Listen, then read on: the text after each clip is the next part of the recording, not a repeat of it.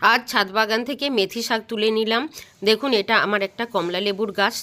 তার গোড়ার চারিদিকে আমি মেথি ভেজানো জল খেয়ে সেই দানাগুলোকে ফেলে দিয়েছিলাম, ছড়িয়ে দিয়েছিলাম। তো সেখান থেকে কত সুন্দর মেথি শাক পেলাম।